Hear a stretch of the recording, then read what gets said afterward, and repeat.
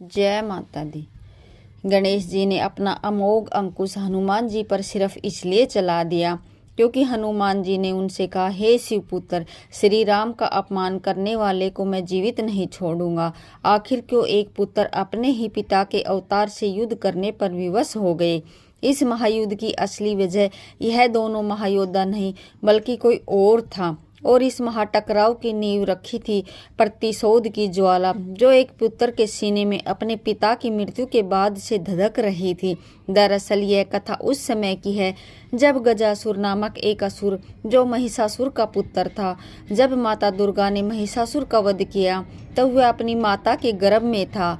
जब उसका जन्म हुआ तो उसने अपनी माता से अपने पिता की मृत्यु का कारण पूछा। तब उसकी माता ने बताया कि किस प्रकार माता पार्वती ने ही देवी दुर्गा के रूप में प्रकट होकर उसके पिता का वध किया था। यह सुनते ही गजासुर की आंखों में प्रतिशोध की अग्नि जल उठी। उसने उसी क्षण प्रतिज्ञा ली कि वह माता पार्वती को वही पीड़ा देगा जो उसने सही है, वह उनके पुत्र श्री गणेश का वध करेगा। गजासुर का अजय होना ब्रह्मा जी के वरदान का परिणाम था, पर जब जब उसका सामना श्री गणेश से हुआ तो गणेश जी की शक्ति के आगे वे टिक नहीं पाया, और इसी बात से तिलमिलाया गजासुर सीधे सीधे श्री गणेश को हराने के बजाय हनुमान जी को ही उनसे युद्ध करने की योजना बनाने लगा, जो उनके ही पिता महादेव के अंश थे। दरअसल यह कथा उस समय की है जब गजासुर श्री राम के भक्त का वेश धरकर हनुमान जी के पास पहुंचा। उसके चेहरे पर ऐसी चिंता थी मानो धर्म संकट में आ गया हो। उसने कांपते हुए कहा, प्रभु, अनर्थ हो रहा है। शिवपुत्र गणेश सदैव मेरे आराध्य प्रभु श्री राम की निंदा करते हैं। यह सुनते ही हनुमान जी ने पूछा, क्या कह रहे हो तुम? गजासुर ने गहरी सांस लेकर कहा, मैं सत्य कह रहा हूँ प्रभु। मैं स्वयं उन्हें श्री राम की अवहेलना करते हुए सुना है। वह महादेव को ही सर्वश्रेष्ठ मानते हैं और श्री राम को कुछ नहीं समझते। आपको धर्म की रक्षा के लिए उनका वध करना होगा। हमें जल्दी ही कैलाश पहुंचकर उन्हें दंड देना होगा।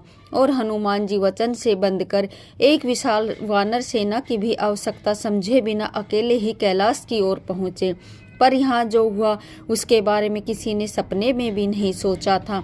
असल में श्री गणेश को परास्त करना इतना आसान नहीं था, क्योंकि वे अपने पिता महादेव के धाम की रक्षा स्वयं कर रहे थे।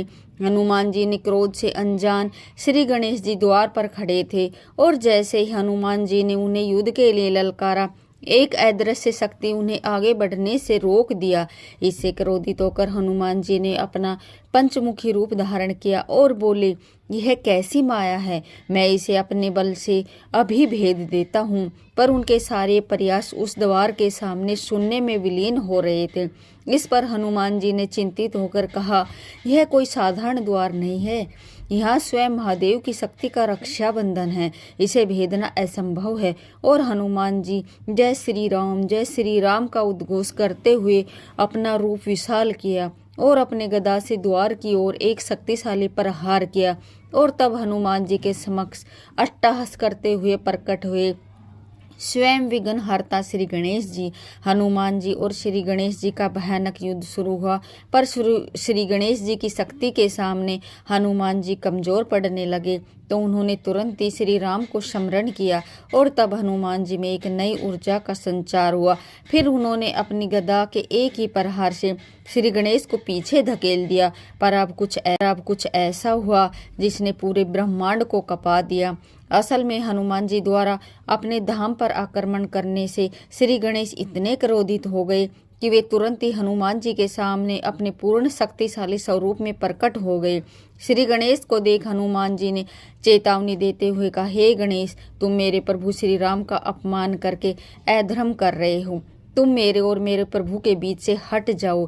यह सुन श्री गणेश अत्यंत क्रोधित हो गए और बोले, चुप हो जा वानर, जो मेरे धाम की रक्षा है वही मेरा धर्म है। तू मुझे मेरा धर्म सिखाएगा?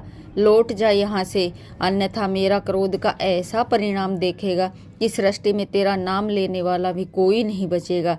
इस पर हनुमान जी ने दृढ़ता से कहा, गणेश, मुझे विवश ना करो। श्री राम की आज्ञा मेरे लिए सृष्टि के विधान से भी बढ़कर है। यह सुनते ही श्री गणेश और अधिक क्रोध से भर गए और जोर जोर से भयंकर गर्जना करने लगे। और तभी कुछ ऐसा हुआ कि हनुमान जी को भी अपनी पूरी शक्ति का प्रयोग करना पड़ा। असल में क्रोधित श्री गणेश ने अपने अमोघ अंकुश से हनुमान जी पर प्रहार किया। अचानक हुए इस आक्रमण से हनुमान जी संघर्ष करने लगे और एक पल के लिए ऐसा लगा मानो वे इस विनाशकारी शक्ति के आगे विवश हो रहे हैं। तब हनुमान जी ने देखा कि साधारण बल से बात नहीं बनेगी।